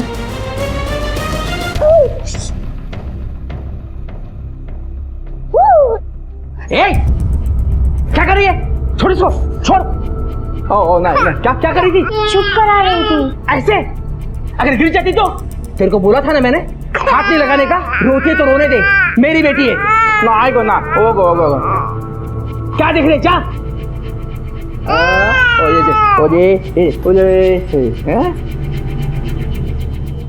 गोविंद के मुताबिक ये लड़की गूंगी बहरी नहीं थी, अच्छी खासी एक्टिव लड़की थी। फिर अश्विनी के यहाँ 4-5 महीने तक गूंगी बहरी बने रहने का क्या मतलब हो सकता है? सर, जंगल में गर्द फेंकना, हाईवे पे लिफ्ट मांगना। अंकल लिफ्ट मिलेगी? ऐसे गूंगी बहरी बनने का नाटक करना। न्यूज़पेपर कहाँ है? न्यूज़पेपर? नहीं, ऐसा तो नहीं कि ये लड़की किसी गैंग के लिए काम कर रही है। हो सकता है, पर फिर अश्विनी के घर आने का भी तो कोई मकसद होना चाहिए। बिना कुछ किए वो नहीं जाती। ये भी तो हो सकता है कि गोविंद हमें एक तरफा कहानी सुना रहा हो और फिर 11 गर्भ और उस लड़की का कोई संबंध नहीं समझ में आ रहा है। इन सारे सवालों का जवाब मिले बिना हम किसी भी नतीजे पे नहीं पहुंच सकते। लड़की जो अपना नाम सीमा बता रही थी, अब पुलिस को उसकी अलग अलग केस में तलाश थी। ये लड़की अब सबके लिए पहेली बनती जा रही थी। आखिर ये है कौन, कहां से आई है और चाहती क्या है? अपराधी है या पीड़ित है? अकेले क्राइम करती है या किसी गैंग में शामिल है, या फिर कोई और इसके हाथों से क्राइम करवा रहा है? सैकड़ों सवाल थे, लेकिन सबसे बड़ा सवाल था उस परिवार की सुरक्षा का जिनके साथ इस वक्त वो रह रही थी। क्या उनके साथ भी कोई दुर्घटना होने वाली थी? आई देखो ना, कब से पुलिस स्टेशन फोन ट्राई कर रही हूँ, लग ही नहीं रहा है। पुलिस स्टेशन लगा चला फोन करते हैं। एक्चुअली आई वो पापा ने कहा था जो सीमा है ना उसके बारे में थोड़ी इंफॉर्मेशन बताने के। कोई ज़रूरत नहीं है। तुम्हें फ़ोन करने की कोई ज़रूरत नहीं है, मैं कर दूंगी ना। वैसे भी पुलिस वाले बच्चों की बात को इतना सीरियसली नहीं लेंगे ना, तो मैं ही करती हूँ फ़ोन। हाँ, तुम जाओ अपना स्टडीज़ कंप्लीट करो, जाओ। हाथ कैसे लगाया मेरे बच्चे को? पता था नहीं लगाने का? हाँ, क्यों लगाया हाथ? अकबर, अश्विनी के पड़ोसी से पूछताछ करो कि औरत किस तरह की है, और ये भी हो सकता है कि इसने झूठ बोला हो कि घर के काम के लिए रखा है, लेकिन वजह कुछ और हो। ठीक है सर। हाँ, क्यों लगाया हाथ? प्रभाकर, वो खुद भी तो बच्ची है ना। तो समझा इसको, ये बच्ची है ना, समझा इसको। मेरी बच्ची से दूर रहना, नहीं तो इसको घर से निकाल दूंगा मैं। समझा दूंगी बाबा, सब समझा दूंगी। इसके बारे में पुलिस को इन्फॉर्म किया? हाँ, अभी किया था। क्या बोले? उन्होंने कहा था कि वो इसका बैकग्राउंड पता कर लेंगे। ठीक है, समझा देना इसको।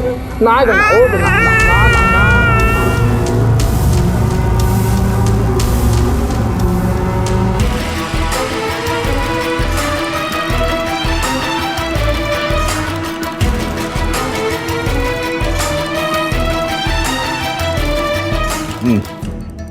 ठीक है सर। अश्विनी के बारे में उसके पड़ोसियों की राय तो बहुत अच्छी है, लेकिन उसके पति के बारे में बहुत खराब है। अकबर, इसे अपने पुलिस स्टेशन बुलाओ, वहीं ये डिटेल में बताएगा कि लोगों की राय इसके बारे में खराब क्यों है।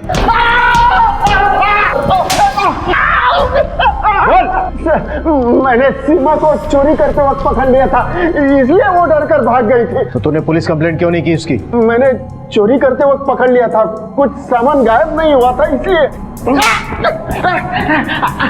इसकी चोरी पकड़ी जाती इसलिए नहीं, बल्कि तुम्हारी चोरी पकड़ी जाती इसलिए। सच बोल। पिछले 3 साल में 7 काम वाली तेरे यहाँ काम करने के लिए आई, लेकिन एक भी नहीं टिकी। हमने सबसे बात की और सबने एक ही वजह बताई वहां से जाने की। तू सच बोल, क्या वजह है वो?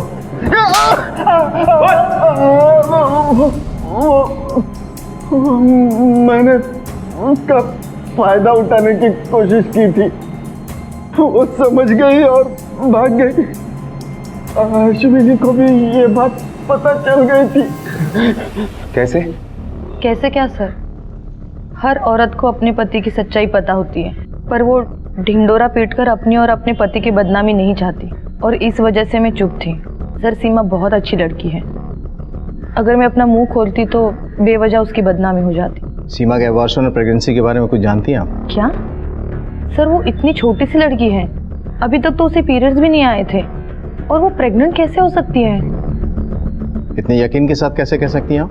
सर, मैं एक औरत हूँ, और एक औरत की नज़र से ये बात नहीं छुपती, चाहे वो छुपाना चाहती तो भी।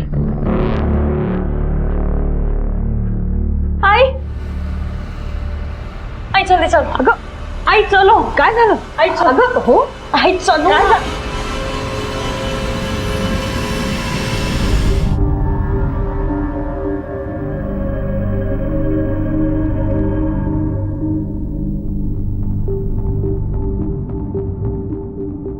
सीमा जब आपके यहाँ आई थी तो उसके पास कोई सामान था, मतलब कपड़े या छोटी मोटी चीजें? नहीं सर, वही कपड़े थे जो उसने पहने थे। मेरे पास उसकी फोटो है सर। ये तो यूनिफॉर्म लग रहा है, यही कपड़े पहन के आई थी ये? जी सर।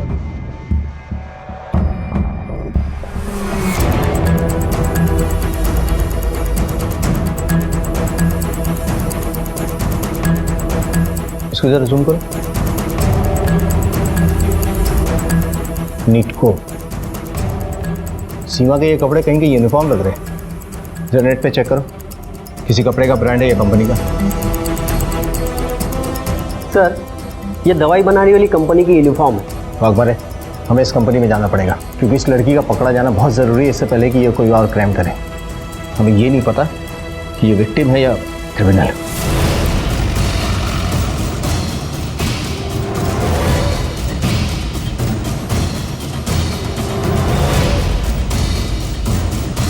इस लड़की को पहचानते हो? नहीं सर, ये हमारे कंपनी में काम नहीं करती। मतलब तुम अपनी कंपनी का यूनिफॉर्म किसी को भी पहना देते हो? नहीं, वैसे नहीं है सर। दिखाइए वो तस्वीर। सर, इस लड़की के पास ये यूनिफॉर्म कैसा है ये तो मुझे मालूम नहीं, पर ये लड़की हमारे कंपनी में काम नहीं करती, ये तो कंफर्म। सर ये झूठ बोल रहा है। कंपनी के वर्कर्स ने सीमा को पहचान लिया और उनका कहना है कि सीमा इसी के साथ यहाँ आती थी। सर, उनकी कोई गलतफहमी हुई होगी। मैं इस लड़की को नहीं। मारो मत। चलिए बता, सीमा और 11 फीटस से तेरा क्या वास्ता है? फीटस? घर?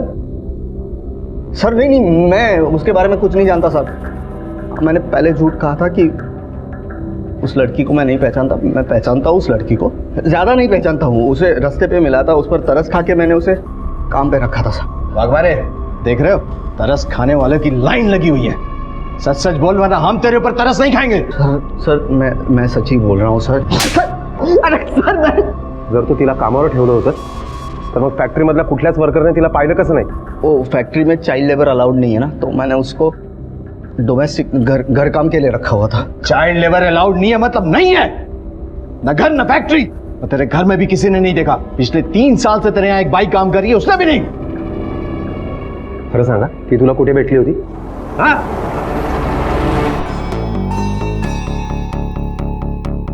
सर, मैंने उसे क्लाइंट को खुश करने के लिए खरीदा था और वो पहले ही क्लाइंट का सर फोड़ के भाग गई।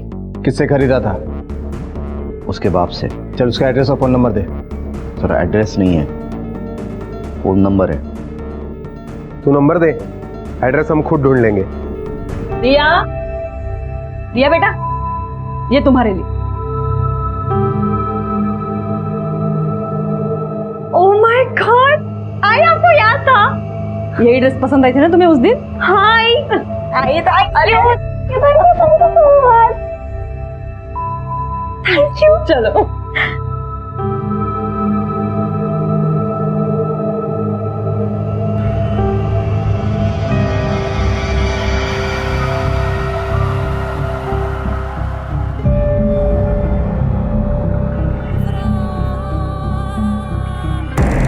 सीमा शायद आज तक प्यार और अपनेपन के लिए तरसती रही। इतनी छोटी सी उम्र में शायद जिंदगी ने उसे बहुत कुछ दिखा दिया था, पर उसकी जिंदगी का बुरा तजुर्बा उसके बचपन और उसकी प्यार की जरूरत का गला नहीं घोट पाया। वो आज ललिता में मां तलाश रही थी।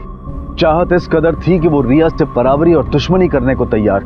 आखिर कहां जाकर रुकेंगी इस अबोध बच्ची की मासूम चाहतें। और प्यार के अभाव में सीमा के मानसिक रोगी बनने पर उसका उपचार करवाने वाला कोई होगा, यह अपराध किसी को अपनी चपेट में लेने वाला था।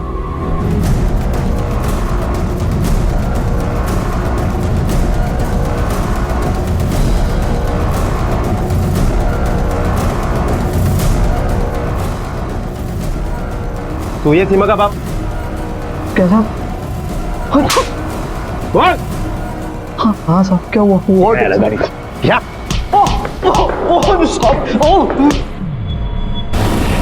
देख, सब कुछ सच बता दे वरना तेरी सारी हड्डियां तोड़ के रख दूंगा। बता। हाँ साहब, सीमा मेरी ही बेटी है, लेकिन मैं उसको किसी को बेचा नहीं साहब। मैं बेचा नहीं उसको, आपको कोई तो भी झूठ बोला है साहब। अगर सीमा को तूने उसे नहीं बेचा तो तेरा मोबाइल नंबर उसके पास कैसे आया? मुझे नहीं पता साहब, वो संदीप साहब के पास मेरा नंबर कैसे चला गया। तुझे कैसे पता कि उसका नाम संदीप है?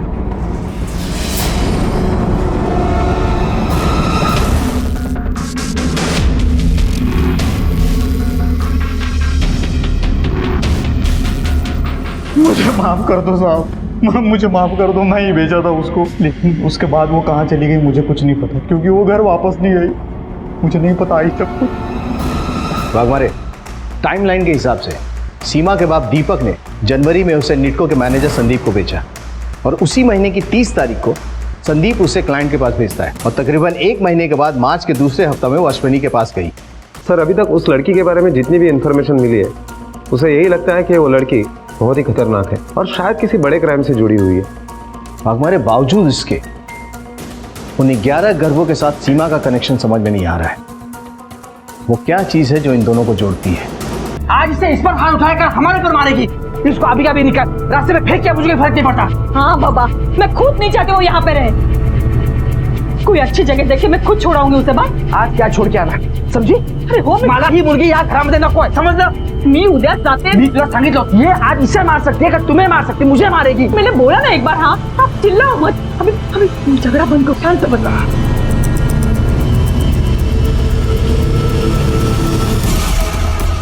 सर अगर हम पोस्टमार्टम रिपोर्ट और टाइमलाइन को साथ में देखें तो जंगल में मिले हुए 11 गर्भ उस वक्त के हैं जिस वक्त दीपक ने संदीप को उसे बेचा भी नहीं था और दीपक के घर से वो जंगल करीबन 10 किलोमीटर है। वाघमारे, कहीं ये गैर कानूनी अबॉर्शन का धंधा दीपक तो नहीं कर रहा है और अपनी बेटी सीमा का इस्तेमाल उन्हें ठिकाने लगाने में करता हो?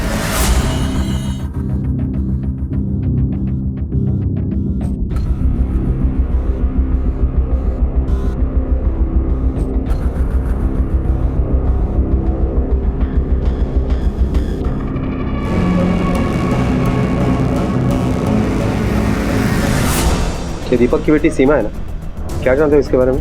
इसके बारे में क्या जानेंगे साहब, ये तो बस 1 ही महीना यहाँ पर रुकी थी। इससे पहले कहाँ थी वो? माहित नहीं साहब, जब वो 7 साल की थी तो एक दिन अचानक गायब ही हो गई। दीपक बोला वो गांव में आत्या के पास है, तो हमने सच मान लिया। उसके 6-7 साल बाद कुछ ही महीनों पहले अचानक फिर से वैसे वो वापस भी आ गई। फिर कहाँ चली गई आज तक नहीं मालूम। अब रुको मैं देखती हूँ, जरा इसको देखना।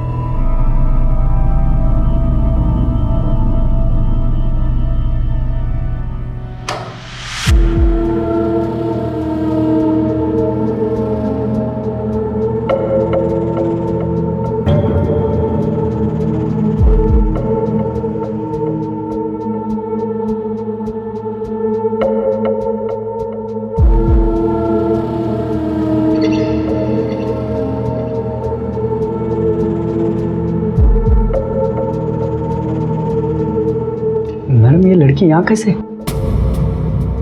अपने काम से काम रखो। ये लड़की यहाँ पे किसी को बोलने की जरूरत नहीं है। काम से काम रखने के लिए मुझे क्या मिलेगा?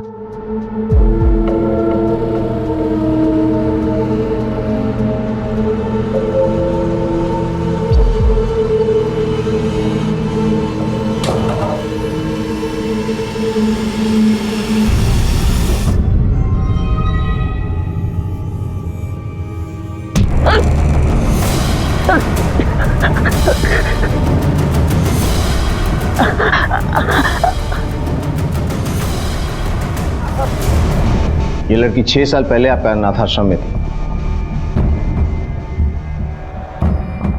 नहीं सर, इसका बाप यहाँ लॉकअप में बंद है। झूठ बोलने का कोई फायदा नहीं। सर अगर आपको यकीन नहीं है तो आप आश्रम के रिकॉर्ड चेक कर सकते हैं। सर आश्रम में इस लड़की को किसी ने भी नहीं पहचाना।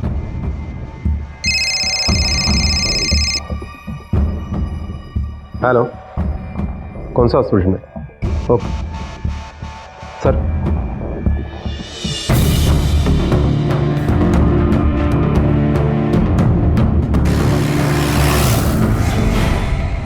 शतानंद शिर्के? हाँ सर। जब तुम्हें यहाँ लाया गया हमारी जेब से ये आइडेंटिटी कार्ड मिला। इसे पहचानते हो? यही है, यही थी वो जिसने मेरी बीवी का खून किया है साहब। साहब ये लड़की अजीब है, कुछ भी कर सकती है वो। मेरी बीवी ने तरस खाकर उसे सहारा दिया था, मेरी बीवी का खून कर दिया और मेरी छोटी बेटी को उठा कर ले गए साहब। साहब मैं हाथ जोड़ता हूँ, मेरे बेटी को बचा लो साहब, प्लीज साहब। मुझे इसी बात का डर था कि फिर से कोई क्राइम न करते। सर ये भी हो सकता है कि खून हस्बैंड ने किया होगा और इल्जाम सीमा के ऊपर डाल दिया होगा। हो सकता है। फिलहाल सबसे ज्यादा जरूरी है सीमा और उस बच्ची के बारे में पता करना। भगवान एक काम करो, उसकी तस्वीर पूरे एरिया में सर्कुलेट करवा दो। अगर उसी ने ये किया तो बहुत ज्यादा दूर नहीं गई होगी, कहीं ना कहीं से उसकी खबर मिलेगी हमें। Okay sir.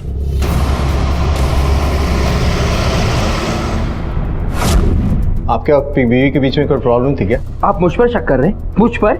मुझे बाइकोचा खून झाला है, मेरी बच्ची गायब है। आपको हमेशा इतना गुस्सा आता है? नहीं, ऐसी बात नहीं है, मैं सच कहता हूँ। मेरे और मेरी बीवी के बीच में कोई प्रॉब्लम नहीं थी, सिर्फ उसकी भलाई की आदत थी ना, उससे मुझे बहुत गुस्सा आता था। ये भी हो सकता है कि उसके प्रोफेशन का असर हो। प्रोफेशन का असर मतलब? डॉक्टर थी मेरी बीवी, नवजीवन हॉस्पिटल में मैटरनिटी वार्ड संभालती। अपनी बीवी से कभी आधार ऑर्फनेज का नाम सुना था आपने? जी हाँ।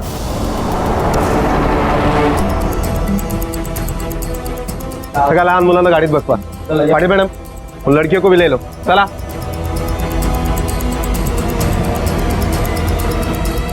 अरे क्या हुआ? क्या चल रहा है सब? हाँ सर, यहाँ लोग भी आते थे और वो हमें उनके पास भी भेजते थे। अगर मना करो तो हमें मारते भी थे और भूखा भी रखते थे। सर, यहाँ कुछ लड़कियों का तो एक बार नहीं कई बार अबॉर्शन भी हुए हैं। पाटिल मैडम, इन लड़कियों के मेडिकल टेस्ट करवाओ।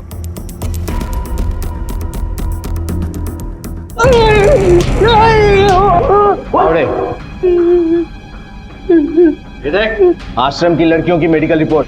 हर लड़की मल्टीपल सेक्सुअल रिलेशनशिप में, जिससे ये पता चलता है कि एक बार नहीं उन पर कई बार सेक्सुअल असॉल्ट हुए। चलिए बता, ये गर्भपात कौन करता है? वो डॉक्टर ललिता करती थी। वो आश्रम की लड़कियों के गैर कानूनी तरीके से अबॉर्शन करती थी। सीमा के साथ भी यही हुआ था? नहीं सर, वो बहुत छोटी थी, हम उससे किसी के पास नहीं भेजते थे। उसे हम गर्भ जंगल में फेंकने के लिए यूज करते थे।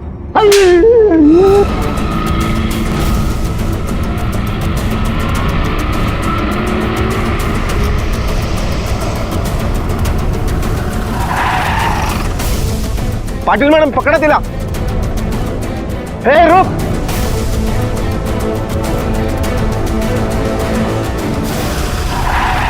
साहब, मैं आश्रम से घर आने के लिए भागी थी।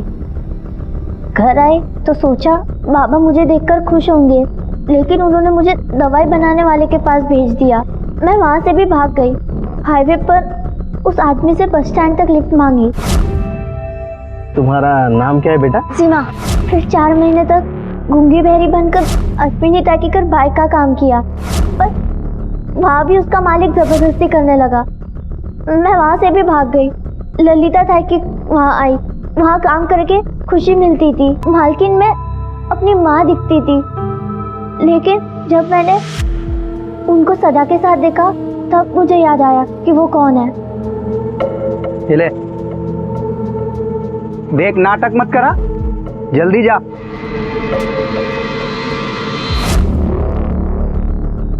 मैंने उसे मारा, मुझे इसका जरा भी दुख नहीं है। ललिता की बेटी को कहाँ रखा है तुमने? नहीं बताऊंगी, कभी नहीं बताऊंगी, क्योंकि वो जहाँ भी है सुरक्षित है।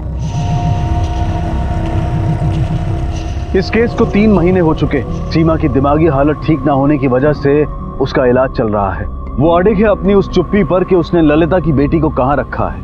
अब शायद उसका पता तभी चल पाएगा जब सीमा सामान्य हो जाएगी। पैसों के लिए किसी की जान, किसी का बचपन न छीने, क्योंकि कई बार पीड़ित को अपराधी बनते देर नहीं लगती। इसी विचार के साथ अब मैं अनूप सोनी आपसे विदा लेता हूँ। फिर मुलाकात होगी अगले एपिसोड में एक और चौंका देने वाले केस के साथ। तब तक अपना और अपने परिवार का ख्याल रखें और देखते रहें क्राइम पेट्रोल डायल 100।